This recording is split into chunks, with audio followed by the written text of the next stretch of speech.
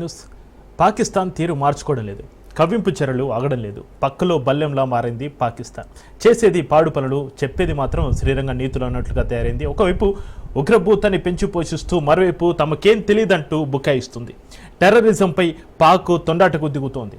పాకిస్తాన్ దేశ లీడర్లు నోరు జారి మంటలు పుట్టిస్తున్నారు.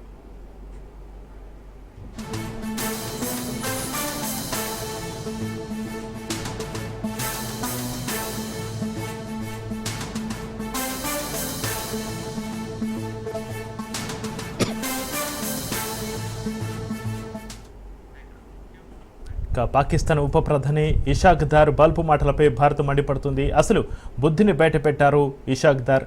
పహల్గామ్ ఉగ్రవాదులను స్వాతంత్ర సమరయోధులుగా అభివర్ణించారు. దీంతో ఇషాక్ దార్ మాటలపై సర్వత్రా విమర్శలు వినిపిస్తున్నాయి.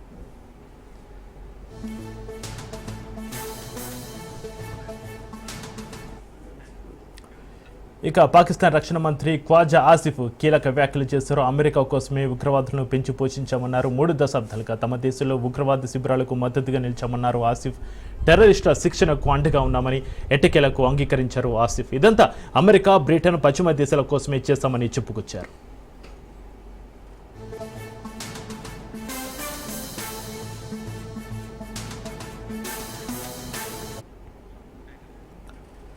ఇక మరోవైపు భారత్ మెరుపు దాడులు చేయవచ్చని పాకిస్తాన్కు వణికిపోతుంది. ఇక మోస్ట్ వాంటెడ్ ఉగ్రవాదులకు పాక్ ఐఎస్ఏ రక్షణ కల్పిస్తుంది. భద్రతా వలయంలో లష్కరే చీఫ్ హఫీజ్ సయీద్ ఉన్నట్లుగా సమాచారం. అబట్టాలోని మిలిటరీ కంటోన్మెంట్లో సయీద్ తలదాచుకున్నాడు. భారత ప్రధాని మోడీ హెచ్చరికలతో పాక్ ఐఎస్ఏ అప్రమత్తమైంది.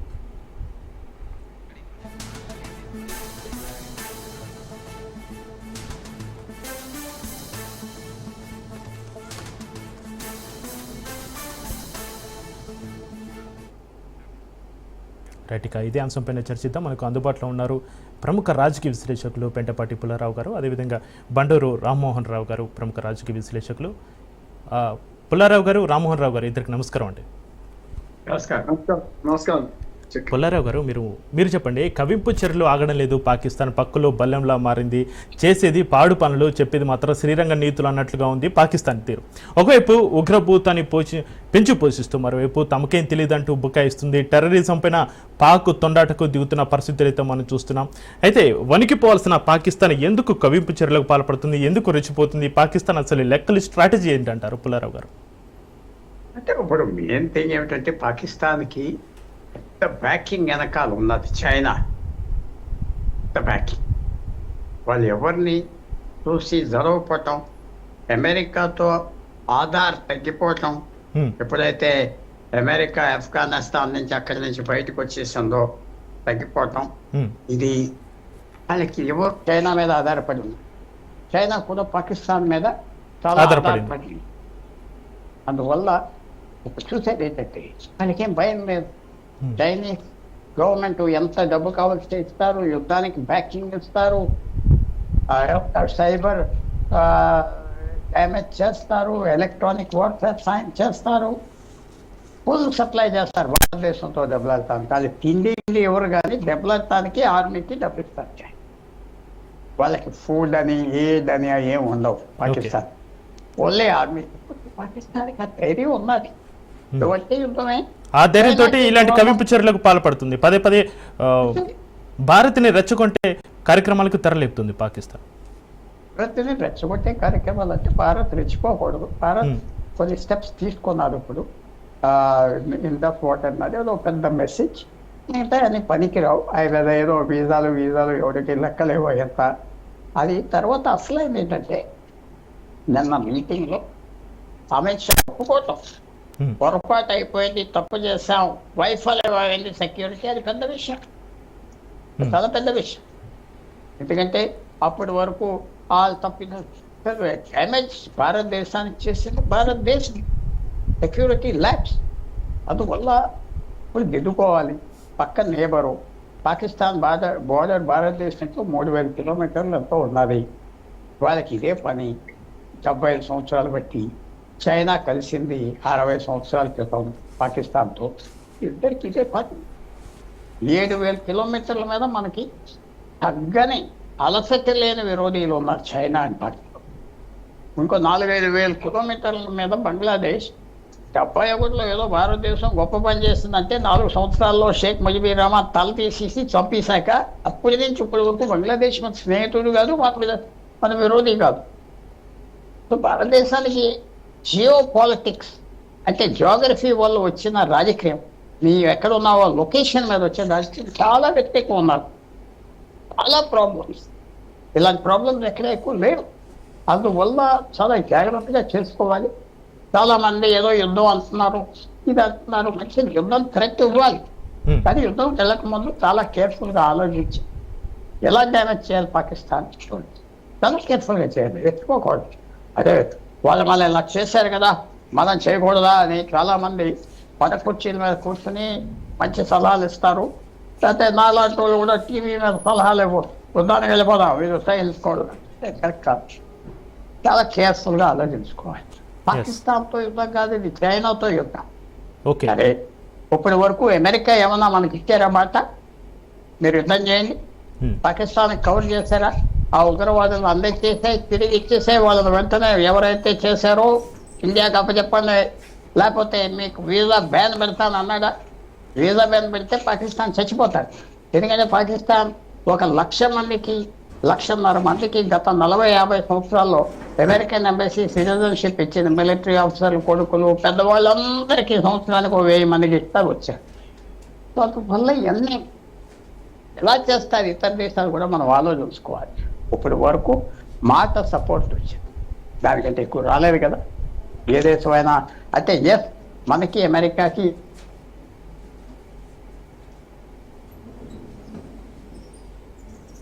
ఎప్పుడైతే ఆఫ్ఘనిస్తాన్ నుంచి బయటకు వచ్చేసారో అమెరికాకి ఏం ఇంట్రెస్ట్ లేదు. పొజిషన్ చూడాలి. మనం ఇతరులు బ్లేమ్ చేయడం కూడా కరెక్ట్ కాదు. మనం ఫెయిల్ అవ్వాం సెక్యూరిటీ, అన్ని లక్షల మంది సైనికులు ఉంది. అసలు ఆలోచించండి, పహల్గామ్లో ఒక్క పోలీస్ లేదా? మేము ఇలా టూరిస్ట్ వెళ్ళిపోతున్నారని మాకు తెలియలేదు అన్నారు హోమ్ మినిస్టర్ ఆఫ్ ఇండియా. 3,000 మంది 4,000 మంది రోజు పిక్నిక్ స్పాట్కి వెళ్తే నీకు తెలియదా? నీకంటే ఇంటెలిజెన్స్ మనం చెప్పాలి. ఇలాంటి లోపాలు ఎన్ని ఉన్నాయో, ఇలాంటి లోపాలు ఎన్ని బయటికి రావట్లేదో మనకి తెలియదు కదా. యుద్ధం స్టార్ట్ అవుతే అన్నీ బయటకు వచ్చాయి. సో వెయిట్ చేసి చూద్దాం. ఓకే, అయితే బండారు రామారావు గారు మీరు చెప్పండి, పాకిస్తాన్ ఉప ప్రధాని ఇషాక్ దార్ బల్పు మాటలపైన భారత్ మండిపడుతుంది. అసలు బుద్ధిని బయట పెట్టారు ఇషాక్ దార్. పహల్గామ్ ఉగ్రవాదులను స్వాతంత్ర సమరయోధులుగా అభివర్ణించారు. దీంతో ఇషాక్ దార్ మాటలపై సర్వత్రా విమర్శలు వినిపిస్తున్నాయి. ఇది అందరికీ తెలిసిన విషయం. కానీ మరో విషయం ఏంటంటే పాకిస్తాన్ దేశస్తులు కూడా అతని మాటలని విమర్శిస్తున్న పరిస్థితులు సోషల్ మీడియాలో కూడా చక్కర్లు కొడుతున్నాయి.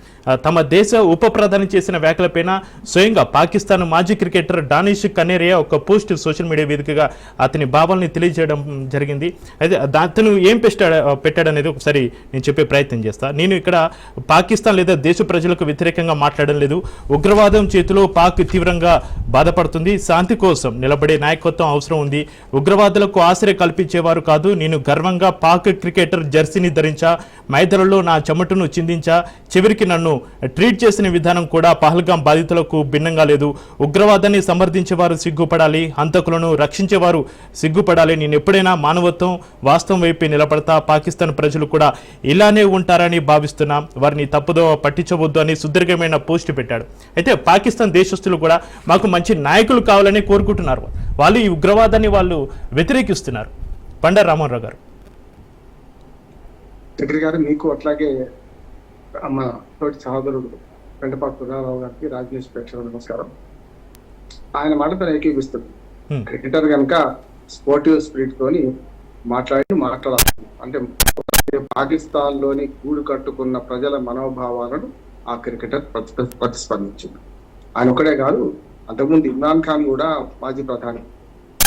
భారతదేశ విదేశాంగ విధానం వల్లనే వాళ్ళ దేశంలో ప్రపంచంలో గౌరవం పొందుతున్నారు. వాళ్ళ విదేశాంగ విధానం నెహ్రూ నుంచి ఇప్పటి వరకు పార్టీలు మారినా ప్రభుత్వాలు మారినా వారు మార్చుకోకపోవడం వల్ల మంచి ఫలితాలు వచ్చినాయని ఇమ్రాన్ ఖాన్ ఒప్పుకున్నారు. కనుక నేను ఆ క్రికెటర్ అభిప్రాయాన్ని ఏకీభవిస్తూనే ఈ దుర్మార్గంగా ఏది మాట్లాడడానికి ఉప ప్రధానే కాదు, అంతకుముందు మనకు సైన్యాధ్యక్షుడు కూడా ఏం మాట్లాడింది, పాకిస్తాన్ కాశ్మీర్ విడదీయడానికి సమాధానం ఉంది, కాశ్మీర్ మాదే పంపాలి కాదు, సమస్య లేదు, కాశ్మీర్ ఎన్నటికైనా మాదే అనే మాట మాట్లాడారు. కానీ ఆ మాటలకు ఇప్పుడు మొన్న చేతలకు పెద్ద సంబంధం లేదు. దానికి కుట్ర వేరే జరిగింది. చాలా పెద్ద ఎత్తున రెక్కి నిర్వహించడంతో పాటు పెద్ద ఎత్తున చాలా రోజులు ఆలోచించి చేసిన పనే అంటున్నారు. ఇప్పటిదాకా ఉన్న తీవ్రవాద చర్యలకు భారతదేశంలో పాకిస్తాన్ అండతో చేసిన చర్యలకు మొన్నటి పహల్గాం ఈ చర్యకు చాలా తేడా ఉంది చక్రి. అంటే ఇవన్నీ కూడా మొన్నటిదాకా మతానికి కులం లేదు, మతం లేదు, దేనికి తీవ్రవాదానికి మతం లేదు, కులం లేదని మాట్లాడితే కదా, అప్పుడు నిజంగానే లేదు. ఎందుకు లేదంటే వాళ్ళందరూ చేసిన వాళ్ళు ముస్లింలే, చేయించిన వాడు పాకిస్తాన్. కానీ అందులో చచ్చిపోయిన వాళ్ళు అన్ని రకాల వాళ్ళు, పిల్లలు పెద్దలు రకరకాల, కానీ మీకు పార్క్ కానీ, గోకుల్ చాట్ కానీ, బాంబే కానీ ఏవైనా. కానీ ఇది అట్లా కాదు, మతం టార్గెట్ జరిగింది. దానికి 3 అంశాలు ఉన్నాయి చక్రి మనకు. ఒకటేమో సమయం, సందర్భం రెండు ఎన్నుకున్నారు వాళ్ళు. సమయం ఏమో పాకిస్తాన్ ఉపాధ్యక్షుడు మన దేశంలో దిగుతున్నప్పుడు, మన దేశ ప్రధానమంత్రి సౌదీ అరేబియాలో విదేశాల్లో ఉన్నప్పుడు, ప్రపంచం మొత్తం సౌదీలో ఉన్నప్పుడు పూర్తిగా పెద్ద ఎత్తున మనకు ఏమైందంటే వాళ్ళకి అటెన్షన్ డైవర్ట్ అవుతుంది మేము చేసిన చర్యకు అనుకుంటారు. అది ఒకటి సాధించారు. రెండోది సందర్భం ఏంటంటే వక్ఫ్ బోర్డు సవరణ బిల్లు చట్టంగా మారడం, అట్లాగే పాకిస్తాన్ ప్రజలలో ఈ మధ్యన భారతదేశం పట్ల ఇంకా అభిమానం పెరగడం, ముఖ్యంగా ఆక్రమిత కాశ్మీర్ ప్రజలు కూడా ఇండియాను కలుస్తామని ప్రదర్శన చేయడం, అంతే ఇటీవల ఎన్నికలు జరగడం. అంతకుముందు ఒక 6 నెలల క్రితం, ఏడాది క్రితం మనకు 370 ఆర్టికల్ రద్దు కావడం. ఇది సందర్భం. ఈ సందర్భాన్ని, ఈ సమయాన్ని, ఈ రెండు ఆసరా చేసుకొని మత తీవ్రవాదానికి ఇప్పుడు దాని వ్యూహం ఏంటంటే ఈ రెండు సందర్భం కలుపుకొని వాళ్ళు ఏమనుకున్నారంటే భారతదేశంలో 2 వర్టికల్ గా చీలిపోవాలి, మాది హిందువులు ముస్లింలే అనుకున్నారు.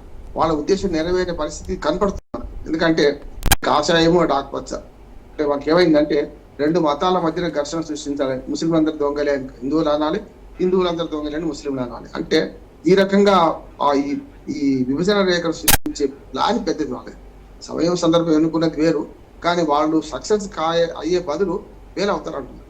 అందుకని స్వయంగా దాడి జరిగిన ప్రాంతమైన జమ్మూ కాశ్మీర్లోనే మొన్న అద్భుతమైన ప్రదర్శన చేశారు ముస్లిం హిందువులు. ఏమని 3 రంగుల జెండా, అయితే భారతదేశ జెండాను 3 రంగుల మువ్వనెల జెండాను పట్టుకొని వాడు నిరసన వ్యక్తం చేశారు. కానీ మనమే మిగతా భారతదేశం మారతలేదు. కాషాయ జెండా వైపు కొందరు, మనకు ఆకుపచ్చ జెండా వైపు కొందరు పోతున్నారు. గట్టిగా మాట్లాడితే కాంగ్రెస్, బీజేపీ విమర్శలు కూడా అవుతాయి. కనుక ఇంకా 4 రోజులైతే పెరుగుతాయి కూడా. నేనేమంటున్నానంటే కశ్మీర్ ప్రజలు మనకు ఆదర్శంగా నిలిచారు. వాళ్ళు భారతదేశ జాతీయ జెండా కింద ఐక్యమవుతాం, మనం అందరం హిందుస్థానీలం అన్నారు, భారతీయులము హిందుస్థానీలం అన్నారు. అది మనం మిగతా దేశం నేర్చుకోవాలి దాని నుంచి, వాళ్ళ నుంచి. అదొకటి. రెండవది, ఈ మనకు ఇంతకుముందు పుల్లారావు గారు అన్నది చాలా కరెక్ట్. ఆవేశపడిపోయి వాళ్ళు రెచ్చగొట్టి మనం రెచ్చిపోయి యుద్ధం చేస్తామంటే యుద్ధం వల్ల ఏముండదు. యుద్ధము పోరు నష్టం, పొందు లాభం. యుద్ధం వల్ల మనకు అయ్యేది ఏం లేదు, ఇంకా నష్టపోతాను కూడా. అంతేందుకు ఇప్పుడు రాముడు గారు సుగ్రీవుని అండ ఇచ్చి వాళ్ళతో కొట్లాడినాక వెనుకపోతే 2 రోజులు దెబ్బతిని వచ్చింది కదా. అట్లానే ఇప్పుడు ఇజ్రాయెల్ వెంబడి ఉంటా అని చెప్పిన అమెరికా ఏమైంది? ఇప్పుడు ఇజ్రాయెల్ దెబ్బతింటే ఉన్నది, మనకు మన ఉక్రెయిన్ దెబ్బతింటూనే ఉంది, వాడు చూసుకుంటా కూర్చుంటున్నాడు. అలా ఆయుధాల బేహారుడు వీళ్ళు ఆయుధాలు అమ్ముకోవడానికి పాకిస్తాన్ ప్రోత్సహించారు. ఇంతకుముందు పుల్లారావు గారు అన్నట్టు ఆఫ్ఘనిస్తాన్ నుంచి బయటకు వచ్చిన తర్వాత చేతులు కాల్చుకున్నాక ఇప్పుడు అనుభవానికి వస్తే తత్వం బోధపడ్డది వాళ్ళకి. ఇవ్వడం కాదు, మన జో బైడెన్ కూడా ఏమంటున్నాడు, పాకిస్తాన్ అంత ఉగ్రవాద దేశం ఇంకోటి లేకపోమన్నాడు. బుద్ధి లేదా? ఇంకా దానికి సాయం చేసే క్రమం ఏంటి? IMF ఇప్పటికీ పాకిస్తాన్ కు సాయం చేస్తుంది. కనుక మనం చేయాల్సింది ఇప్పుడు మన భౌతిక యుద్ధం కాదు, మన దౌత్య యుద్ధం చేయాలి. దౌత్య యుద్ధంలో పాకిస్తాన్ ఒంటరి చేయాలి. పాకిస్తాన్ ఇంకా ఎవరు కూడా పాకిస్తాన్ ఉగ్రవాద దేశంగా ప్రకటించే పరిస్థితులలో మనం ఆధారాలు సేకరించి ముందు పెట్టాలి. ఎప్పుడు అంతర్జాతీయ న్యాయస్థానం ఏం చేస్తే అంటే మామూలుగా మనం ముంచేది కనడానికి అర్థం ఎందుకు అని మనం పాకిస్తాన్ ఉగ్రవాద దేశం అంటే చెల్లదు. ఈ సంఘటనకు కారణం వాళ్ళే అని ఆధారాలతో నిరూపించినప్పుడు మాత్రమే సాధ్యమవుతుంది. దానికి ఒకటే సాక్ష్యం సజీవంగా ఉండాలి. ఎన్కౌంటర్ చేస్తే లాభం లేదు. ఏది ముష్కల్ పట్టుకొని మరి వాళ్ళకు మూలాలు ఎక్కడున్నాయి, వాళ్ళని పాకిస్తాన్ నుంచి ఎక్కడి నుంచి అందినాయి, ఆయుధాలు ఎక్కడి నుంచి వచ్చినాయి, డ్రెస్సులు ఎక్కడి నుంచి వచ్చినాయి, వాళ్ళని ఎవరు పంపిండ్రు, ఇవి తెలుసుకొని దీన్ని అంతర్జాతీయ సమాజం ముందు పెట్టి వాళ్ళ దోషులను నిరూపించాలి. ఎందుకంటే దౌత్య యుద్ధం మొదలైంది ఇప్పుడు. ఏది ఇండో ట్రీటీ, వాటర్ ట్రీటీ ఆపడం, దాన్ని సస్పెండ్ చేయడం, దాంతో పాటు మామూలు ఇంతకుముందు చిల్లర వేషాలే, ఏది మన వీసాలు రద్దు చేయడం, ఇవన్నీ చిల్లర వేషాలే. కానీ ఒకటి పెద్ద మెయిన్ గా దోషులని నిలబెట్టాలి, మూలాల్ని దెబ్బతీయాలి, వాళ్ళ ఆర్థిక వ్యవస్థని దెబ్బతీయాలి. ఓకే, పెంటపాటి పుల్లారావు గారు మీరు చెప్పండి, టెర్రరిస్టుల విషయంలో పాక్ అసలు రంగు బయటపడిందంటారా? పహల్గామ్ అటాక్ తో సంబంధమే లేదని శుద్ధపూస మాటలు ఎందుకు పాకిస్తాన్? పుల్లారావు గారు ఇంట్లో ఉన్నారు. అది పాకిస్తాన్ నాకు సంబంధం లేదంటూ అది కొత్త కాదు. అది పాకిస్తాన్కి సంబంధం ఉన్నది. ఒక్కటి మాత్రం మనం 1% నేను చెప్పే మాట, ఈ అటాక్ ఈసారి నరేంద్ర మోడీ గారు సౌదీ అరేబియాలో ఉన్నప్పుడు జరిగిందంటే నాకు ఒకే డౌట్, పాకిస్తాన్ ప్రభుత్వం అది చేస్తుందా ఆ టైమింగ్? సౌదీ అరేబియన్ ఆ కింగ్ నుంచి భిక్షం తీసుకుని బ్రతుకుతున్నారు వాళ్ళు నెలకింతని, వాళ్ళు చేస్తారా? అంత అవమానం చేశారు సౌదీ మోనార్కీకి. అందులో మైండ్లో 1% సస్పెషన్ ఉంటుంది. వాళ్ళ ఇంటెలిజెన్స్ ఏజెన్సీ ఐఎస్ఐ వాళ్ళ టెర్రరిస్ట్ గ్రూప్స్ పెద్ద గవర్నమెంట్ని ప్రైమ్ మినిస్టర్ లెక్క పెట్టారు. ఇప్పుడున్న షరీఫ్, ఆయన అన్న నవాజ్ షరీఫ్ ప్రధానమంత్రిగా ఉన్నప్పుడు 2001, 2002 ఆర్మీ చీఫ్ కార్గిల్కి అటాక్ ఇచ్చేసాడు, వాడికి తెలియలేదు అన్నాడు. ఆయన ఎవరిగా లేదన్నాడు, అది అబద్ధం కూడా కాదు నవాజ్ షరీఫ్ చెప్పింది. ఆయన ఎప్పుడు భారతదేశంతో కొద్దిగా ఫ్రెండ్లీగా ఉండాలని ప్లాన్ వేసుకుని తర్వాత బయట తరివేశారు, అది వేరే విషయం. సో నాకు ఆ 1% డౌట్ ఉంది. లేదా ఒక్క చిన్న విషయం ఏంటంటే పాకిస్తాన్ ఎలా చేసింది, పాకిస్తాన్ అలా చేసింది, అది మనం ఎందుకు ఆశ్చర్యపోతున్నాం? 1947 ఆగస్టు 15 నుంచి మనం ఎక్స్పీరియన్స్ చేస్తాం. రెండు విషయం చెప్తున్నానంటే 1947లో ఎప్పుడైతే భారతదేశం స్వతంత్రం వచ్చిందో ఆ రాత్రిరే మొత్తం బ్రిటిష్ ఆర్మీ ఆఫీసర్స్ అందరూ బ్రిటిష్ ఇండియన్ ఆర్మీని వదిలేసి పాకిస్తాన్ ఆర్మీ జాయిన్ అయిపోయారు. Commander in chief of Pakistan army తెల్లవాళ్ళు ఎవరైతే ఇక్కడ ఢిల్లీలో ఉండేవాడు ఆ రోజు నుంచి ట్రబుల్ చేస్తారు. అదే కాకుండా రెండోది, నాకు కొద్దిగా మనసులో ఆనెస్ట్గా నాకు ఒక భయం ఏంటంటే యుద్ధానికి వెళ్ళిపోదాం, వాళ్ళ సంగతి తెలిసేద్దాం అంటారు. 1900 నుంచి నేను ఇంకా వెనక్కి వెళ్ళిపోతలేదు, 500 సంవత్సరం వేసాం. ఏ దేశమైనా యుద్ధం స్టార్ట్ చేసాక ఐదర్ ఓడిపోయింది, లేకపోతే అనుకున్నది అచీవ్ అవ్వలేదు. ఏదో గెలిచాం అన్న అంతవరకు చాలా జాగ్రత్తగా వెళ్ళాలి. ఎందుకంటే యుద్ధాలు మారిపోయినాయి. పూర్వంలాగా మా దగ్గర 5 లక్షల మంది వస్తున్నారు, మీ దగ్గర 50,000 మంది ఉన్నారు, ఏనుగులు ఉన్నాయి, అది కాదు. ఇప్పుడంతా ఎలక్ట్రానిక్ వార్ఫేర్, కంప్యూటర్స్ చదువుతాయి, డ్రోన్స్ ద్వారా. పాకిస్తాన్ దగ్గర ఎన్ని డ్రోన్స్ ఉన్నాయి? 1000 ఉన్నాయా, 20,000 ఉన్నాయా? చైనా ఎంత ఇచ్చారో మనకు తెలియదు. బయటకు వస్తాయి. అదే పాకిస్తాన్తో ఓడిపోతామా అంటే అని మీరు అంటారు. ఓడిపోయే పరిస్థితి లేదు. యుద్ధం దిగేటప్పుడు చాలా జాగ్రత్తగా దిగాలి. ఎందుకంటే కళ్ళు మూసుకుని దిగితే బయటికి రాలేదు. రష్యన్ ప్రెసిడెంట్ ఫిబ్రవరి 20వ తారీఖున 2022లో దర్జాగా యుద్ధం స్టార్ట్ చేశాడు. 15 రోజుల్లో అయిపోతుంది. అప్పుడు నేను విక్టరీ పెరేడ్కి వస్తా, అక్కడికి అన్ని అరేంజ్మెంట్స్ చేసుకుంటాను. 3 సంవత్సరాలు అయిపోయింది. 5 లక్షల మంది 7 లక్షల మంది రష్యన్స్ చచ్చిపోయారు. ప్రెస్టీజ్ పోయింది, ఆస్తులు పోయినాయి, అన్నీ పోయినాయి. డొనాల్డ్ ట్రంప్ లక్కీగా ప్రెసిడెంట్ అయ్యాడు కాబట్టి ఇంకా రష్యా నిలబడేది. అది మనం చాలా కేర్ఫుల్గా అసెస్ చేస్తాం. మన సెక్యూరిటీ పెట్టుకొని యుద్ధానికి రెడీగా ఉన్నాం, యుద్ధం చేయబోతున్నాం అని చెప్పి హడావిడి చేసి కొన్ని కన్సెషన్స్ తీసుకొచ్చి కొద్దిగా ఆప్ చేయాలా, టెన్షన్ తేవాలా, ఎకనామిక్ వార్ఫేర్, ఇండస్ట్రీకి రద్దు చేయటం ఒక మంచి అవకాశం. ఇది టెన్షన్ వస్తుంది పాకిస్తాన్కి. వాళ్ళ అడ్డు ఇప్పుడు వరకు 1960లో ఒక చిన్న పాయింట్ చెప్తున్నాను అంతే. ఒక 1960లో మనకి 47 నుంచి యుద్ధాలు జరిగిన పాకిస్తాన్తో కొంచెం మంచి సంబంధాలు కట్టించేవాడి. జవహర్లాల్ నెహ్రూ ప్రధానమంత్రి కరాచీ వెళ్ళి అక్కడ ప్రెసిడెంట్ ఆఫ్ పాకిస్తాన్ అయూబ్ ఖాన్తో సంతకం పెట్టారు ఈ ట్రీటీ. ఎంతో హ్యాపీగా అందరూ. అలాంటిది 5 సంవత్సరాల్లో పాకిస్తాన్ యుద్ధం చేసిందంటే 62 నుంచి మనకి చైనాతో యుద్ధం జరిగి విరోధం వచ్చారు. చైనా ప్రోత్సహించి రెచ్చగొట్టి యుద్ధం చేయించింది అప్పటి నుంచి.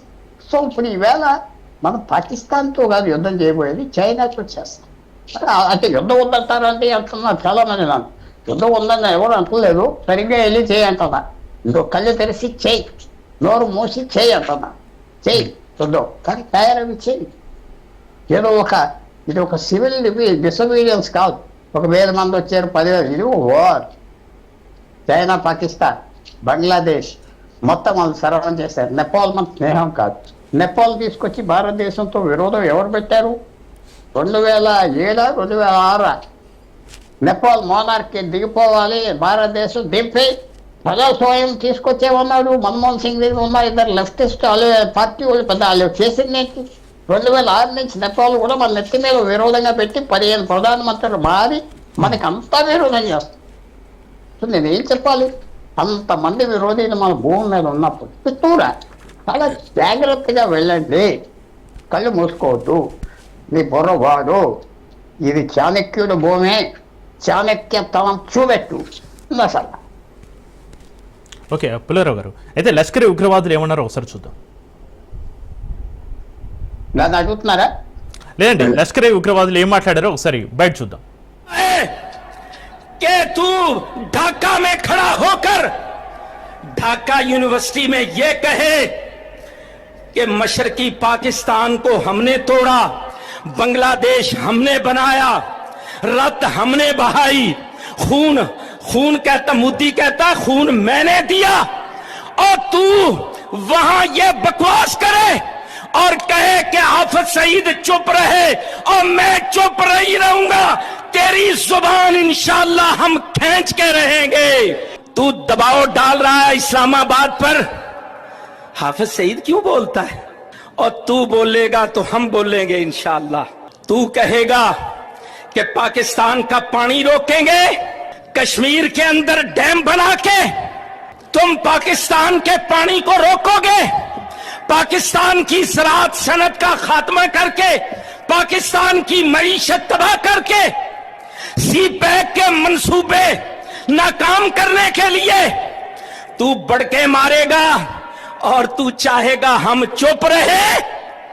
सुन, अगर तू पानी बंद करेगा इंशाअल्लाह हम तेरी सांस बंद करेंगे, इन दरियाओं में फिर खून बहेगा।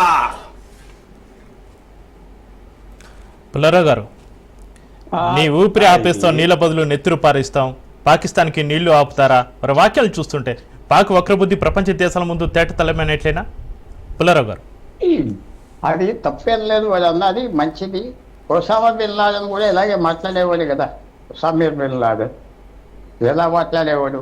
ప్రపంచాన్ని మార్చేస్తా అన్నాడు, ఇది చేస్తా అన్నాడు. ఇవన్నీ మామూలే. పబ్లిక్ స్పీక్ మైక్ ఇస్తే చాలా మంది మాట్లాడుతుంది, ఇదంతా మామూలే. పాకిస్తాన్కి నీరు ఆఫ్ చేస్తున్నాం, పాకిస్తాన్ మన చేతిలో ఉన్నదని ఇప్పుడు ఎవరికి తెలియదు. ఇప్పుడు అందరూ ఆ పాకిస్తాన్ లిడ్స్ నిద్ర చూస్తున్నారు. భారతదేశం 60 సంవత్సరాలు ఊరుకున్నది, ఎన్ని యుద్ధాలు చేసినా ఆఫ్ చేయలేదు. మనం ఆఫ్ చేయలేదు, వాటర్ ఇంకా నీళ్ళు వెళ్తుంది. ఇది ఒక వాళ్ళు అంతా మాట, ఎవరన్నా మాట మనకు అనవసరం. ఇది ఒక ప్రెషర్ పాయింట్, చిన్న ప్రెషర్ పాయింట్ కాదు, చాలా పెద్ద ప్రెషర్.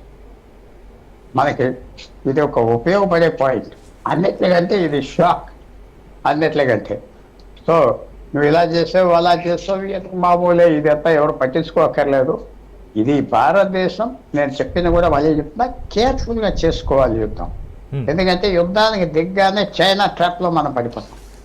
చైనా 1979లో వియత్నాంతో యుద్ధం చేసి, వియత్నాంతో క్లోజ్గా ఉండే చైనా దెబ్బలాడి వస్తే దెబ్బలాడి వాళ్ళే సపోర్ట్ చేశారు వియత్నాం అని అమెరికా మీద. అమెరికన్ 75-76 ఎప్పుడు ఓడిపోతే 4 సంవత్సరాల్లో వియత్నాం వాళ్ళకి విరోధి అయిపోతే పెద్ద సైన్యం పంపించి వీళ్ళకి బుద్ధి చెప్తామన్నారు.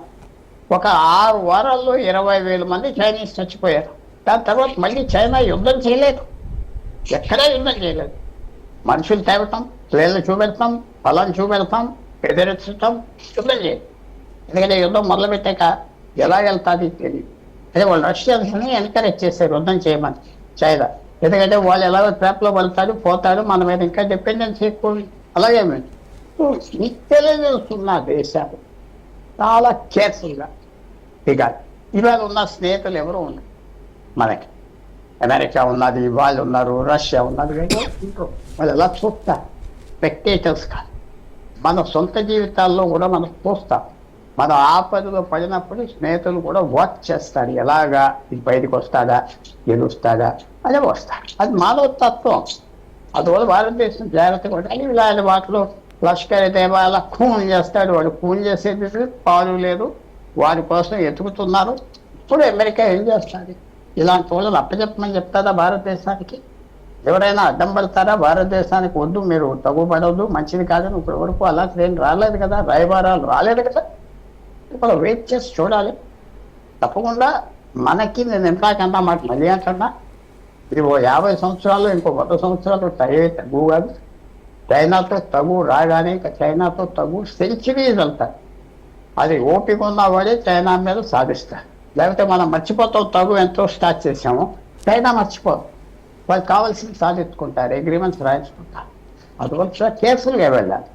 లష్కరీ తోబా వాళ్ళు అన్నారు, వీళ్ళు అన్నారు, వాళ్ళు ఇంకా వాయిస్ మాటలు అంటున్నారు ప్రైవేట్లో హాల్స్లో. ఇది పట్టించుకోక్కర్లేదు. పెద్దవాళ్ళని తింటారు చిన్నోళ్ళు, అది అందరికి మనకు తెలుసు. అదంతా వీడంతా ఇష్టం వచ్చి తింటారు. కానీ డాగ్స్ బాక్ సంయమనం పాటించాలి అన్నది. అయితే పుల్లారావు గారు, యుద్ధం తప్పదంటారా? ఒకవేళ యుద్ధమే వస్తే భారత్ గర్జిస్తే పాకిస్తాన్ తట్టుకోగలదా? పాకిస్తాన్ ఎందుకు తట్టుకోలేదు? మనం అటాక్ చేస్తాం, వాళ్ళు డిఫెండ్ చేసుకుంటారు, అంతే కదా. వాళ్ళు అటాక్ చేస్తే మనకు మంచిది. మనం ఎప్పుడైతే అటాక్ చేస్తామో వాళ్ళు డిఫెండ్ చేసుకుంటారు. డిఫెన్స్ ఫోర్స్ కి ఎప్పుడు తక్కువతో మేనేజ్ చేసుకోగలరు, తక్కువతో మేనేజ్ చేసుకుంటారు వాళ్ళు.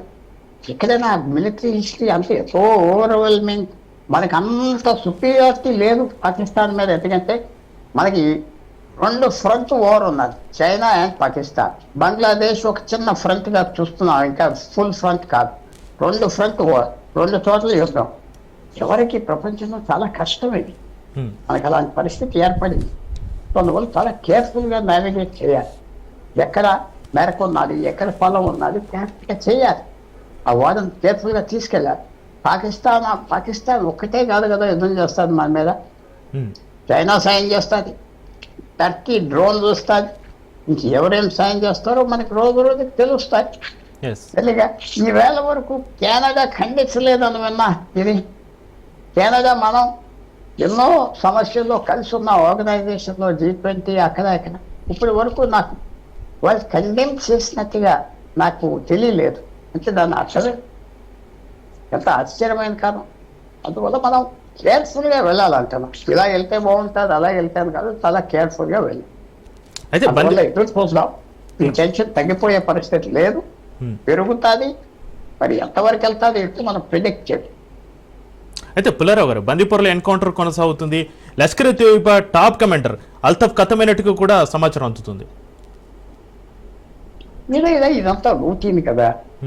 లష్కరు వాళ్ళు వీళ్ళు ISI డబ్బులు ఇస్తున్నారు, మనుషులు పట్టుకుంటారు, సూసైడ్ బాంబర్లను పంపిస్తారు. ఇదంతా నార్మల్. మనం ఆశ్చర్యపోకూడదు, ప్రిపేర్ అవ్వడాలి. మన సెక్యూరిటీ టైట్గా ఉన్నదా? ఈవేళ ఎవరో ఒక బస్ ఎక్కి త్రిపుర మైనమార్ బోర్డర్ నుంచి రోహింగ్యాలు 1000 మంది వచ్చారు హైదరాబాద్. 10 రోజులు అంటే బస్ ప్రయాణం. అక్కడ ఎక్కగానే డబ్బు ఇచ్చేస్తే అక్కడే ఆధార్ కార్డు మషిన్తో ఇచ్చేస్తాం. అయితే ఏం సెక్యూరిటీ ఉన్నారు భారతదేశంలో? ఎంతమంది ఇక్కడ దాక్కుని ఉన్నారు? ఎక్కడి నుంచి వచ్చారు? మీకు తెలుసా, నాకు తెలుసా? మన సెక్యూరిటీ లోపం ఎక్కడ వచ్చింది? మనకి 15,000 కిలోమీటర్లు భూమి సరిహద్దులు, 20,000 కిలోమీటర్లు కూడా ఉన్నాయి. బర్మా గిర్మా అని లెక్క పెడితే ఈ సరిహద్దులు ఉన్నాయి, సముద్ర సరిహద్దులు ఉన్నాయి. చాలా ప్రాబ్లమాటిక్ దేశం మనకి. అందువల్ల ఇది చాలా జాగ్రత్తగా నావిగేట్ చేయాలి. మనం ట్రాప్ అయిపోకూడదు. ఒక యుద్ధం చైనా ఏం చేస్తుందంటే యుద్ధాన్ని అలా సాగనిచ్చడానికి చూస్తారు. గెలవనివ్వదు పాకిస్తాన్ని, ఓడనివ్వదు. అప్పుడు ఏం చేస్తారు? ఎవరితో యుద్ధం చేస్తారు? మాటలతో సాగదు కదా. ఒకసారి దిగాక మనం వాళ్ళ చేతిలోకి వెళ్ళిపోతాం. చాలా కేర్ఫుల్గా దిగాలి. ఏ లెవెల్లో దిగాలి, ఎవరిని సంపద చర్చించాలి, అవన్నీ చూసి. ఇది కూడా నరేంద్ర మోడీ గారు కేర్ఫుల్గానే చెప్పారు. ఇది చేసిన వాళ్ళనే వెనకాల ఉన్న వాళ్ళని వల్ల అంతే అన్నారు. కానీ మేము వెళ్ళిపోతాము, ఇచ్చేస్తామని ఏదో అన్నాడు. ఎప్పుడు చూడని కోపం చూపెట్టాడు. అది మరి ఎంతవరకు చేయగలదో, సాధించగలదో మనం చూడాలి. ఓకే, బండా రామారావు గారు, బహిరంగ రహస్యాన్ని పాక్ అధికారికంగా ఒప్పుకున్నట్లేనా? విద్యార్థికి అంటడానికి అర్థమైంది కానీ ఒప్పుకోవడం ఏంటిది? వాళ్ళు ఎప్పుడు తిరస్కరిస్తుంటారు. నిరవాదాన్ని మూలాలు మన దగ్గర ఉన్నాయి, వాడు ఎందుకు ఒప్పుకుంటారు? తప్పు చేసాము ఎందుకు ఒప్పుకుంటారు? ఇప్పుడు కూడా ఖండిస్తున్నారు కదా, పక్కాగా కనపడుతున్నారు కూడా. అందుకనే ఇక్కడ దౌత్య యుద్ధం చేసే క్రమంలో మనం మన దేశం వైపు ఎవరు ఉంటారు అంటే సుఖంలో అందరు మిత్రులు ఉంటారు. ఇంతకుముందు పుల్లారావు గారు చెప్పినట్టు మన కష్టం వచ్చినప్పుడు ఎవరు ఉంటారో తెలవాలి. చైనా టర్కీ లాంటి దేశమే కాదు, మన చుట్టుపక్కల మొత్తం 6-7 దేశాలను కూడా చైనా ఇప్పటికీ కబళించింది. అంటే అప్పులిచ్చి, లేకపోతే మన భారతదేశం పట్ల విద్వేషం రగిలించి. ఎందుకంటే బంగ్లాదేశ్ ఉపకారికి అపకారం చేస్తుంది కదా. అలాగే శ్రీలంకనే పోర్టును స్వాధీనం చేసుకుంది కదా. చైనా మన చుట్టుపక్కల ఉన్న 7 దేశాలను మనకు శత్రువులు చేసి కూర్చోబెట్టింది. దానికి కారణం ఏంటంటే చైనాకు పాకిస్తాన్తో పని ఉన్నది. పాకిస్తాన్తో పని ఏంటంటే ఆర్థికంగా పని కాదు. మన కారంకోరం రహదారి పైనుంచి మనకు సియాచిన్ దాని నుంచి పైనుంచి అరేబియా మహాసముద్రంలోకి దానికి స్థావరం కావాలి. అది ఆఫ్ఘనిస్తాన్ కొంత, పాకిస్తాన్ కొంత, దాని భాగం నుంచి పోవాలి కదా. అందుకని మనం ఏం చేయాలంటే వీలైతే ఇప్పుడు మనకు అంతర్గత కలహాలు సృష్టించే ప్రయత్నం చేయొచ్చు. ఎక్కడ? పాకిస్తాన్ లో బెలూచిస్తాన్ ప్రజలు తిరగబడుతున్నారు. మన ట్రైన్ కిడ్నాప్ చేసి బెలూచిస్తాన్ మేము ఇండియాలో ఉండము, మన పాకిస్తాన్ లో ఉండము అంటున్నారు వాడు. ఆఫ్ఘనిస్తాన్ లోని బెలూచిస్తాన్ ప్రాంతం, పాకిస్తాన్ లోని బెలూచిస్తాన్ ప్రాంతం ఈ రెండు కలిసి మాకు వేరే దేశం కావాలంటున్నారు. అట్లాగే ఇప్పుడు పంజాబ్, సింధు ఏదైతే ప్రాంతం ఉందో సస్యశ్యామలమైన ప్రాంతం ఒకటే. 80% నీళ్లు మనకు సింధు నది జలాలు వాడుకుంటూ పంటలు పండించేది అదే. మిగతా అంతా ఎడారి లాంటిదే పాకిస్తాన్ అంతా, ఇంకేమున్నది దానికి దిక్కుమొక్కు. కనుక ఇప్పుడు మనం బటన్ నొక్కగానే నీళ్లు ఆగిపోవచ్చు. చాలా మంది ఏమనుకుంటున్నారంటే మనం నీళ్లు ఆపేస్తామంటే ఎక్కడో పైన డ్యామ్ ఉంది ఆపేస్తే మనకి ఏమి లేవు. మనకు 30% నీళ్ళు కూడా వాడుకోవడం లేదు, అది వాడుకునే అవకాశం కూడా లేదు. ఆ గుట్టల కొండలలో భౌగోళిక స్వరూపం కాశ్మీర్ నేను తిరగడం అని చెప్తున్నాను. ఆ భౌగోళిక స్వరూపంలో మేము మహా అయితే మనం ఏం చేయగలుగుతామంటే విద్యుత్ ఉత్పత్తి కేంద్రాలు, జల విద్యుత్ కేంద్రాలు పెట్టగలుగుతాం అంతే, ఉత్తరాఖండ్ లో పెట్టుకున్నట్టు. కానీ పంటలు పండించే భూములు ఆ చిరాబ్ నది నుంచి కానీ జీలం నుంచి కానీ మనం చేసుకోలేం. కానీ ఒకటి చేయగలుగుతాం ఏంటంటే రేపు 1-2 లక్షల కోట్లు ఖర్చు పెట్టి అందులో చిన్న చిన్న చెక్ డ్యాములు కట్టుకొని నీళ్ళను ఆపేస్తే వెంటనే ఇప్పుడు నీరు పల్ల మెరుగు నిజం దేవుడు ఎరుగంటారు. దేవుడు ఎరువు దానికి తెలియదు కానీ నిజం నీరు మాత్రం కిందికే పోతాయి కదా. మనం 3 నదులు మన ఆధీనంలో ఉన్న మన భూభాగంలో ఉన్న వాటి కొంతవరకు మనకు వస్తాం. మిగతా 3-4 నదులు సట్లేజ్, జీల వటిపైపున్నాయి కదా, మరి వాటిని ఏం ఆపగలుగుతాం మనం? టిబెట్ లో ఉడితే ఇక్కడ కాదు అక్కడ పుట్టేటి. కనుక సింధు జలాలు మొత్తం ఆపుతాం అనేది ఏం లేదు. ట్రీటీని సస్పెండ్ చేసుకున్నాం. మళ్ళీ ఒక అడ్వకేట్ చెప్తున్నాను, పుల్లారావు గారు కూడా దానికి పరిశోధకులు వారికి కూడా తెలుసు. ఇక్కడ ఏమైందంటే ఈ సింధు నది జలాల ఒప్పందాన్ని రద్దు చేసుకునే అవకాశం అది లేదు, ఆ క్లాజ్ లేదు అందులో. మహా అయితే సస్పెండ్ చేయాలంటే అబియన్స్ లో పెట్టింది. ఇప్పుడు చూడండి జాగ్రత్తగా పదాలు గమనిస్తే అబియన్స్ లో పెట్టారు, నిలుపుదల చేశారు అంతే. అంటే ఒప్పందం మనం గౌరవించవాలి అంతే. ఒప్పందాన్ని తిరస్కరించాలంటే చాలా మనం చేయాల్సిన అవసరం ఉంటుంది లోపల. కనుక ఇది ఆషామాషి కాదు. ఏదైనా సరే యుద్ధం మొదలైనప్పుడు మొదలు పెట్టడమే వాళ్ళంతు కానీ ముగించడం ఎవరి చేతిలో లేదు. అందుకనే యుద్ధంలో ఓటమి అయిన వాడు ఏడుస్తాడు, గెలిచిన కాళ్ళ చేసిన వాడు కూడా ఏడుస్తూనే ఉంటాడు. ఎందుకంటే భౌగోళికంగా, సామాజికంగా, ఆర్థికంగా నష్టపోతాడు, గెలిచిన వాడు కూడా నష్టపోతాడు. అందుకనే ఉక్రెయిన్ యుద్ధం 3 రోజులు అయిపోతుంది, 1 వారం రోజులు అయిపోతుంది అనుకున్న పుల్లారావు గారు నేను చాలా చర్చల్లో రష్యా శక్తివంతమైంది అన్నా. కానీ అప్పుడు మేము ఇద్దరం అదే చెప్పినాం, అది అంత తొందరగా పోదు. శక్తివంతమైన దేశమా చిన్నదా పెద్దదా కాదు, ఈ మన ఉక్రెయిన్ కు ఆయుధాలు అందిస్తున్న దేశాలు ఉన్నాయి కదా, అది కదా ముఖ్యము. ఉక్రెయిన్ ఆయుధాలు ఇచ్చే దేశం యూరప్ దేశాలు, అమెరికా అందించినప్పుడు ఇది ఎట్లనో ఇవాళ పాకిస్తాన్ ఇతర దేశం ఏది అనేది మనకు తెలుస్తుంది. గ్యారంటీ చైనా ఉంటది, టర్కీ ఉంటది, మనకు బయట కనపడేది. కానీ ఈ సమయంలో ఏ దేశానికి ఏ దేశం అండగా నిలుస్తుంది అనేది కూడా తెలిసిపోతుంది కదా. ఇది కరెక్ట్ టైం కదా బండారం. తెలుసుకుందాం అనుకుని ప్రయోగం చేయలేం కదా చక్రి. మనం ఇప్పుడు ఏ దేశం దేనికి అండగా ఉంటుందో తెలుసుకుందాం అనే ప్రయోగం మనం చేయలేం కదా. ఆయుధ పరీక్ష కాదు కదా ఇది, పాఠవ పరీక్ష కాదు కదా. అందుకని జాగ్రత్తగా మనం చేయాల్సింది ఏంటంటే ఒక్కటి చేయగలుగుతాం చక్రి. మనం ఏంటంటే ఆక్రమిత కాశ్మీర్ ప్రజలు మన పక్షాన్ని ఉన్నారు. ఇప్పుడైనా కొంత వాళ్ళు సానుభూతితో ఉన్నారు, ఇండియాలో కలవాలని ఉన్నారు. ఆ ప్రజలు అందరు లేరని, అందరు ఉన్నారని అంటే కొంత సానుకూల పరిణామాలు వచ్చినాయి కనుక మన కాశ్మీర్ లో ప్రజాస్వామ్య భావనలు వీస్తున్నాయి కనుక కొంత ఆక్రమిత కాశ్మీర్లు కనుక మనం ఆక్యుపై చేసుకుంటే ఒక లాభం ఒక నష్టం. ఆ దరిద్రం మనం ఎత్తుకెత్తుకున్నట్టు. ఎందుకంటే అది ఆ పేదరికం, ఆ దరిద్రాన్ని ఎత్తుకెత్తుకోవాలి.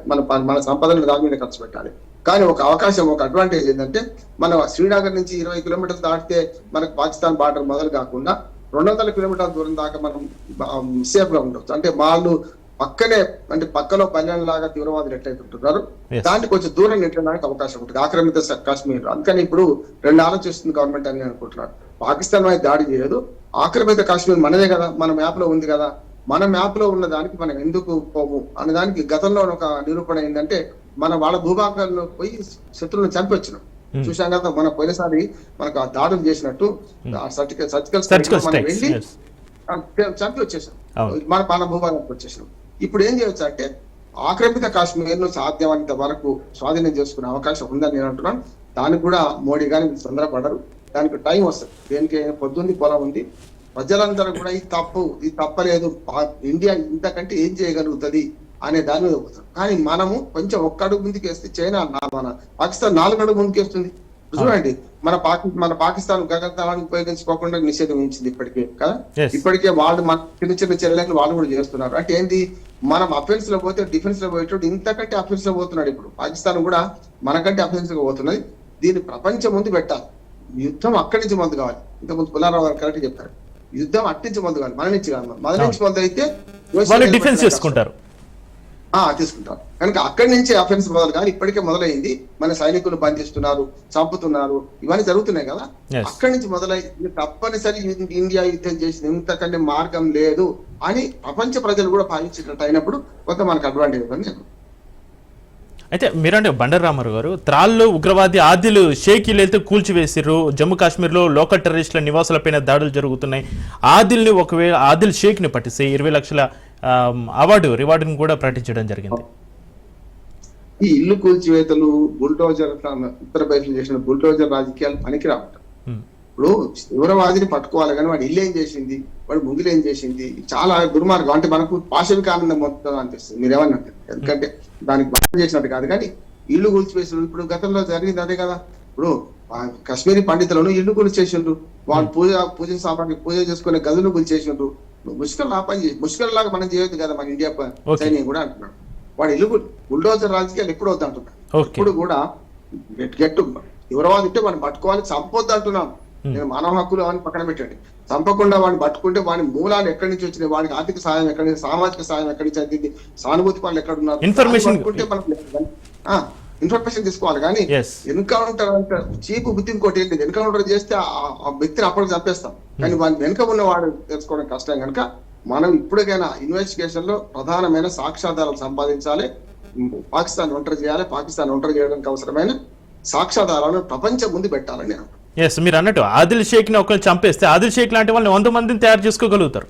ఆ వింగ్ మనం పట్టుకోకపోతే, ఆ వింగ్ను పట్టుకుంటే రేపన్నాడు ఫ్యూచర్ లో ఆదిల్ షేక్ లాంటి వాళ్ళు తయారు కాకుండా మనం కట్టడి చేసే అవకాశం అయితే ఉంటుంది. అయితే మీరు రామ్మోహన్ రావు గారు, ఇండస్ట్రీ ట్రీటీ రద్దు చేస్తే జరిగే పరిణామాలు పెద్దగా ఎఫెక్టివ్ ఉండవంటారా? రద్దు కాదండి, నేను అని చెప్తాను. చట్టంలో 1960 చట్టంలో స్పష్టంగా ఆనాడు అయూబ్ ఖాన్ అక్కడ ప్రధానమంత్రి, మన ప్రధానమంత్రి ఇద్దరు కలిసి చేసింది. దానిలో IMF, ప్రపంచ బ్యాంక్ ఇన్వాల్వ్ అయింది అందులో మధ్యవర్తిగా. మొత్తం ఒప్పందం చదివితే రద్దు అనే పదం లేదు అందులో. సస్పెండ్ చేయడము లేకుంటే అబియన్స్ లో పెట్టడమే ఉన్నది. దాన్ని కొద్ది రోజులు అబియన్స్ లో పెట్టుకోవచ్చు, సస్పెండ్ చేసుకోవచ్చు. కానీ రద్దు అనే పదం లేనప్పుడు రద్దు ఎక్కడిది? అదే చెప్తున్నాను కదా. చాలా ఎంత ఆవేశంగా మాట్లాడితే అయిపోయింది వాళ్ళ పని. కింద వ్యవసాయం మొత్తం పోయింది. పాకిస్తాన్ 16 లక్షల హెక్టార్లు, అంటే 16 లక్షల హెక్టార్లు అంటే 16 × 2.5 ఎకరాలు, 40 లక్షల ఎకరాలు పంట పండించుకుంటున్నారు వాళ్ళు ఇప్పుడు సింధు జలాలు. అయితే ఒక్కనాడు ఒక బటన్ లో తాగేది కాదు కదా అంటున్నాను. ఇప్పుడు మనం ఒప్పందం రద్దు కాదు, ఒప్పందం సస్పెన్షన్ అయినా కూడా మన చర్య మొదలు పెట్టాలంటే పైన నీళ్లు ఆపుకునే చర్య చేసుకోవాలి కదా. 1,50,000 కోట్లు ఖర్చు పెడితే తప్ప ఆ నీళ్లను పైన పాటి ఒడిసి పట్టుకోలేము. ఒడిసి పట్టుకున్నా కూడా అవి ఏం చేయాలి? ఒకటి చేయొచ్చు, ఒడిసి పట్టుకొని చాలా పెద్ద ప్రణాళిక రాజస్థాన్ దాకా తెచ్చుకోవచ్చు మనం నీళ్లను. అది 1,50,000 కోట్లు ఖర్చు పెట్టే తప్ప సాధ్యం కాదు. ఆ నీళ్ల కంటే నీళ్ల ఖర్చు ఎక్కువైతే స్పష్టంగా చెప్తున్నాను. అంటే ఏదైనా సరే పాకిస్తాన్ కు భయం పుట్టేలాగా, పాకిస్తాన్ దడబుట్టేలాగా చేయాలంటే ఇది మంచి ప్రయత్నం. దీన్ని చేయాల్సిందే. కానీ ఆపుకోలేము. తెల్లారు రకాల ఒక బటన్ నొక్కేసి డ్యాము మన గేట్లు కింది దించేసి మనం ఆపలేం. అది కేవలం మనం అంటే ఏదో నీళ్లు పైనుంచి పోతున్నాయి, కిందికి పోతున్నాయి, మనం ఆపేస్తాం అని కూడా ఆపలేం అంటుంది. అయితే బండారామారావు గారు, ఇండియా ముందున అసలు ఆప్షన్లు ఏంటి? ఇండియా ఇప్పుడు ఆలోచించి అడుగులు వేయాల్సిన పరిస్థితులు ఉన్నాయా? నిర్ణయాలు తీసుకోవాలా? మంచి ప్రశ్న. ఇక్కడ 3 ఉన్నాయి. ఒకటి, అంతర్జాతీయ సమాజంలో ఆధారాలతో సహా పాకిస్తాన్ దోషం నిరూపించాలి, ఒంటరి చేయాలి. ఆర్థికంగా చుట్టుపక్కల వాళ్ళు ఏది IMF నుంచి సహాయం అవుతుందో అవి ఆపించే ప్రయత్నం చేయాలి. అంటే వాటి మీద ఒత్తిడి. 2, తాను మిత్ర దేశాలుగా ఉన్న వాళ్ళకు కూడా కనువిప్పు కలిగేలా చేయాలి. కనువిప్పు ఇప్పుడు కలగదు, కానీ చైనాకు కూడా ఇవాళ కాకుండా రేపు రష్యా, అమెరికా ఎట్లా దూరం అయిందో చైనా కూడా దూరం అవుతుంది. కానీ వాళ్ళకి ఇప్పుడే కనువిప్పు కలగదు. మిగతా దేశాలు అంటే చైనా మినహాయించిన మిగతా దేశాలు ఏవైతున్నాయో పాకిస్తాన్ కొంచెం అనుకూలంగా ఉన్న టర్కీ లాంటి దేశం, వీటిని కూడా మనం కొంతవరకు దూరం పెట్టే ప్రయత్నం చేయాలి. ఇప్పుడు సహాయం చేయకున్నా సరే వాడు పాల్గొనకపోతే లాభమే కదా మనకు. ఉదాహరణకు ఉడిపి రాజట కురుక్షేత్ర యుద్ధంలో చరిత్ర చదివితే నేను ఇద్దరు సమానంగా నాకు ఎక్కడ ఉండాలి అని, నేను ఏ దేశం మన పాండవుల తరపున కౌరవుల తరపున ఉండా అని ఇద్దరి తరపున వంట చేసి పెడతా అని వంట వండించిందట ఉడిపి రాజు. అంటే బలరాముడు నేను తీర్థయాత్రలకు పోతే యుద్ధంలో పాల్గొనని తీర్థయాత్రలు వెళ్ళిపోయాడు, ఏది కురుక్షేత్ర యుద్ధంలో. ఇప్పుడు కూడా కొందరు యుద్ధంలో పాల్గొనకపోతే కూడా మనం లాభమే అంటున్నాం. ఇప్పుడు యుద్ధంలో దూరం ఉంటే కూడా మనకు ఆయుధం తక్కువైనట్టు కదా వాళ్ళకైతే. కానీ పాకిస్తాన్ లో కేవలం భౌతిక దాడుతో లొంగ తీసుకోలేం, దౌత్య నీతి, దౌత్య దాడులు, దాంతో పాటు ఆక్రమిత కాశ్మీర్ నుంచి మొదలుపెట్టి అంతవరకు పరిమితం కావాలి. ఎందుకంటే గతంలో 3 సార్లు లాహోర్ దాకా కొట్టుకుపోయిన వాళ్ళు మళ్ళీ వెనక్కి ఎందుకు వచ్చినాం? మనం ఏ దేశ సార్వభౌమాధికారాన్ని కాపాడతాం, దానిలో జోక్యం చేసుకోము, మనకి సామ్రాజ్యవాదం మనకు లేదు అని అంతర్జాతీయ సూత్రాలను మనం పాటిస్తున్నాం. దానివల్ల లాహోర్ దాకా 71 యుద్ధంలో లాహోర్ దాకా పెట్టేసిన వాళ్ళని కూడా మళ్ళీ వెనక్కి వచ్చినాం అంతర్జాతీయ ఒప్పందాన్ని గౌరవించి. ఇప్పుడు మన ఆక్రమిత కాశ్మీర్ మనం తీసుకుంటే ఎవడు అడిగేవాడు లేడు, దాన్ని మాత్రం సాధించాలని నేను ముందున్న ఆప్షన్స్ అది. రెండోది అతి పెద్ద ప్రమాదం, అంతర్గత ప్రమాదం, దాన్ని నివారించాలి. హిందూ ముస్లిం భారతదేశంలో రేపు పొద్దున పెద్ద దాడులు జరిగే అవకాశం ఉంది. అది జరగకుండా ఉండాలంటే భావోద్రేకంగా మార్చుకునే చర్యలు ఇటు బీజేపీ అటు వీళ్ళు చేస్తున్నారు, ఎవరు మన కాంగ్రెస్ కూడా చేస్తుంది, ఇంటి కూటమి చేస్తున్నది. ఈ కుట్రవన్నిందేమో బయటవాడు బలవుతుంది మనం కనుక హిందూ ముస్లిం కొట్లాట రాకుండా మాత్రం భారతదేశంలో కంట్రోల్ చేయాలి. అప్పుడు వాళ్ళ పన్నాగం ఫలించదు. మనం ఐక్యంగా 3 రంగుల జెండా కింద, భారత జాతీయ జెండా కింద ఏకమై తీవ్రవాదులు వ్యతిరేకించాలి. ఇది వ్యూహం అయితే బాగుంటుంది. అయితే బండారు రామారావు గారు, ఇప్పుడు తాజాగా చోటు చేసుకున్న టెర్రర్ అటాక్ తోటి, పరిణామాలతోటి ఫ్యామిలీ తోటి ఎక్కడికైనా వెళ్ళాలంటే, టూరిస్ట్ ప్లేసులకు వెళ్ళాలంటే భయపడుతున్న పరిస్థితి. ఈ సందర్భంలో భారత ప్రభుత్వం ఎలాంటి హామీ ఇవ్వాలి? రక్షణ వలయంలో ఉన్న మీకు దేశ ప్రజలకు ఎలాంటి ఇబ్బందులే అంటూ ఎలాంటి హామీ ఇవ్వాలి కదా, అలాంటి హామీలు ఎందుకు ఇవ్వలేకపోతుంది? అవుతుంది చక్రి. ఇప్పుడు మనకు ఎప్పుడు శ్మశాన వైరాగ్యం, ప్రసూతి వైరాగ్యం ఎడకాలం ఉంటుంది. ఏమంటున్నాను, ఇప్పుడు కాశ్మీర్ లో ఉన్న కొందరు టూరిస్టులు ఏమంటున్నారంటే, మా ఫ్లైట్ అప్పుడే ఉన్నది, మాకు ఏమి నష్టమని పోతే ఉంటుంటాం, కానీ తిరిగిపోతాం అంటున్నాను. ఇప్పుడు కొందరు టూరిస్టులు వెళ్ళిపోమంటే కూడా వెళ్ళిపోతలేరు, పరిస్థితులు బాగాలేవని సైన్యం హెచ్చరిస్తున్నా మా పని మేము చేసుకుపోతామంట. అతి పెద్ద సవాల్ రేపు ఏంటంటే 3 జూలై నుంచి అమర్నాథ్ యాత్ర మొదలు కావస్తుంది. 35 రోజులు జరుగుతుంది, సుమారు 40 రోజులు జరుగుతుంది. దాన్ని పకడ్బందీ ఏర్పాట్లు ఇప్పటి నుంచే చేయాలి. రెండోది తీవ్రవాద ఏరివేత, అంటే ఇప్పుడు సరిగ్గా 15 నెలల పైన ఉంది. ఇప్పుడు మనకు ఏప్రిల్ ఉంది కానీ మే మొత్తం పోవాలి కదా, అంటే నెల మీద 10 రోజులు 12 రోజులు ఉంది, ఇంకా నెల మీద 1 వారం రోజులు అవుతున్నది. ఈ నెల రోజులలో ఏం చేయాలంటే అమర్నాథ్ యాత్రికులకు మేము రక్షణ కల్పిస్తామని చెప్పాలి. అది లోకల్ ప్రజలు కూడా కోరుకుంటున్నారు. టూరిజం దెబ్బతిన్నది, మాకు రేపు అమర్నాథ్ యాత్ర జరుగుతుంది కదా, మాకు కష్టం కదా. కోవిడ్ అప్పుడు ఆగిపోయింది, చాలా పేదరికంతో మగ్గిపోయింది వాళ్ళు. ఆ కోవిడ్ పరిస్థితుల వల్ల నేను నాకు దగ్గరగా తెలిసిన వాళ్ళు చెప్తున్నాను, అక్కడ కోవిడ్ వచ్చినప్పుడు అమర్నాథ్ యాత్ర అయిపోతే 2 ఏళ్ళు అప్పులు చేసి బతకాల్సి వచ్చింది వాళ్ళు. అక్కడి లోకల్ టూరిస్టులను ఆకర్షించే గుర్రాలు నడుపుకునే వాళ్ళు, చిన్న వ్యాపారం చేసుకునే వాళ్ళు. కనుక ఇప్పుడు ఆ పరిస్థితి కావద్దని వాళ్ళు కోరుకుంటున్నారు. వాడు కూడా హామీ ఇస్తానికి సిద్ధంగా ఉన్నారు. అందుకని గుర్రాలు నడిపే వాడు కూడా టెర్రరిస్టుల తుపాకీ గుంజుకోపోయి చచ్చిపోయిందంటే అర్థం చేసుకోవాలి. ఒక ముస్లిం పర్సన్ అతను చనిపోయిన వ్యక్తి కూడా. అందుకని చక్రి 2 ఉంటాయి. ఇప్పటికీ కాశ్మీర్ ప్రజలు చాలా శాంతి కాముకులు ప్రజలు. నేను ఉగ్రవాదం అనట్లేదు, నేను 2 ఉదాహరణలు చెప్తాను. నాకైతే అమర్నాథ్ యాత్ర తీసుకుపోయిన వాళ్ళని చూస్తే నాకు కళ్ళకి రక్తం వస్తుంది. అదే మాకు 1200 రెండోసారి 2200 తీసుకున్నాం ఒక గుర్రానికి. మాకు పుణ్యమంతా మీకే దక్కాలి బిడ్డ అన్న. ఎందుకంటే నిజంగా 6 గంటలు పైకి నడవడం, 6 గంటలు కింద నడవడం, మనందరూ 16 గంటలు పనిచేస్తున్నారు గుర్రం నట్టు.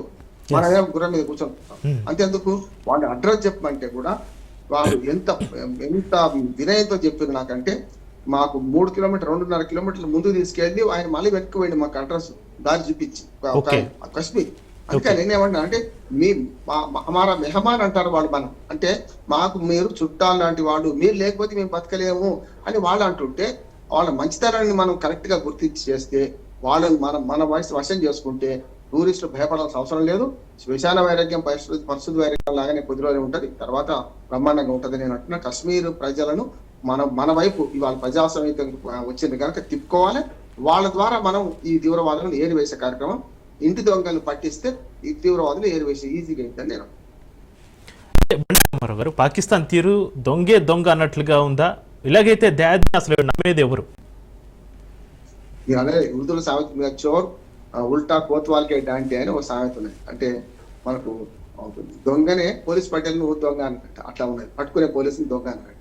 ఇది అట్లా ఉన్నది. దానికి కనుక ఏంటంటే వాళ్ళు ఎప్పుడు కూడా దేనికి అంగీకరించారు చక్రి? మనకు బొంబాయి దాడులు అంగీకరించారు. దేనికి అంగీకరించారు చెప్పండి? ఇప్పటికి కూడా ఈ తీవ్రవాదులు అక్కడ ఇంకా ఈ పాకిస్తాన్ లో ఉన్నారు, పట్టియమంటే అమెరికాలో తన్వీర్ వాడిని హుస్సేన్ తీసుకొచ్చుకోగలిగినాం మనం, కానీ పాకిస్తాన్ తీసుకోలేకపోతున్నాం కదా. వాడికి వండి వాడు రాజు కంటే మొండివాడు బలవుతున్నాడు ఉన్నది. కనుక పాకిస్తాన్ దేనికైనా విరవకుండా అంటే వాటి నిండా ముందు ఉన్నాడు, ఏమైనా వానికి ఏం కాదు. మనకు అట్లా కాదు. ఎప్పుడు కూడా ఇండియా మనము అరిటాక్ మీద బుల్లులా, మనం వాడి మీద పడ్డా వాడు మన మీద పడ్డా మనకే నష్టం. కనుక మనం చాలా జాగ్రత్తగా ఆలోచన చేస్తున్నాం. అంతర్జాతీయ తీవ్రవాదం ఏదైనా సరే, తీవ్రవాదం మత తీవ్రవాదం కావచ్చు, వామపక్ష తీవ్రవాదం కావచ్చు, అట్లానే మాదక ద్రవ్యాలు కావచ్చు, ఇట్లాంటివన్నీ కూడా దేశం ప్రపంచమే ఆలోచించాలి. ఒక దేశం ఆలోచిస్తే లాభం లేదు. నేను ఒక చిన్న ఉదాహరణ చెప్పి ముగిస్తాను. మన పొలంలో ఎలుకలు ఉన్నాయని మన పొలంలో ఎలుకలు మాత్రం నిలుపునిచ్చే మందు పెడితే ఎలుకలు పక్క పొలం నుంచి మనం వస్తాయి తెల్లారి. కనుక మనము సామూహికంగా వ్యవసాయ క్షేత్రాల్లో అన్నిట్లో మన పక్కవాడు మనం అందరూ ఎలుకల నిర్మూలన మందు పెట్టినప్పుడు మాత్రం ఎలుకలు పోతాయి. ఇదే అంటే తీవ్రవాదం కానీ మాదక ద్రవ్యాలు కానీ అంతర్జాతీయ ఒప్పందాల మేరకు అన్ని దేశాలు కలిసికట్టుగా మన నడుము కడితే తప్ప ఇది తీవ్రవాదం పోదు. మాదక ద్రవ్యాలు కూడా అంతం కావు. ఈ రెండింటి విషయంలో అంతర్జాతీయ ఒప్పందాలు ఉన్నాయి, అంతర్జాతీయంగా మనకు కొన్ని వెసులుబాట్లు ఉన్నాయి, చట్టాలు ఉన్నాయి. వీటిని ఉపయోగించి మనం చేయాల్సిన అవసరం ఉన్నది. అది సబర్కా ఫల్ మీటా రహత. ఇప్పుడు ఆవశ్యక వేషాలు మనం ఏమని మనం ఏమైందంటే భావోద్వేగం కాస్త భావోద్రేకంగా మార్చి కొట్టేయాలి పాకిస్తాన్ రేపటికల్లా స్వాధీనించాలి, ఏమైతే ఆ దరిద్రాన్ని మనం ఎత్తుకుంటాం. తెల్లాలేస్తే ఇక ఆ దాడులు మన మీదకి రోజు జరుగుతుంటాయి. పాకిస్తాన్ స్వాధీనం చేసుకుంటే మనకు సుఖంగా నిద్రపోదు. కనుక వాళ్ళ దేశం వాళ్ళే చావనియండి. కానీ ఆక్రమిత కాశ్మీర్ మాత్రం కొంతవరకు మనం స్వాధీనం చేసుకుంటూ ఒక లాభం నష్టం. నష్టమేమో ఆర్థికంగా మనం ఖర్చు పెట్టాల్సి ఉంటుంది. ఇప్పటికే కాశ్మీర్ మీద వచ్చే ఆదాయం 12,000 కోట్లు, పెట్టేది 1,05,000 కోట్లు పెడుతున్నాం. నష్టమైంది. అట్లాగే పాకిస్తాన్ ఆక్యుపైడ్ కాశ్మీర్ మనం చేసుకుంటే ఖర్చు పెట్టాలి. కానీ మనకు వెసులుబాటు ఏంటంటే మనకు సరిహద్దు పరంగా వాళ్ళని దూరంగా నెట్టేసే అవకాశం మనకు ఉంటుంది. ఏదైతే ఆక్రమిత కాశ్మీర్ లో కూర్చున్న తీవ్రవాదాలను ఇంకా దూరం నెట్టేయచ్చు, పాకిస్తాన్ లో నెట్టేయచ్చు. అయితే బండారామారావు, అంతర్జాతీయంగా పాకిస్తాన్ ఏకాకిని చేయడం ఎలా అంటారు?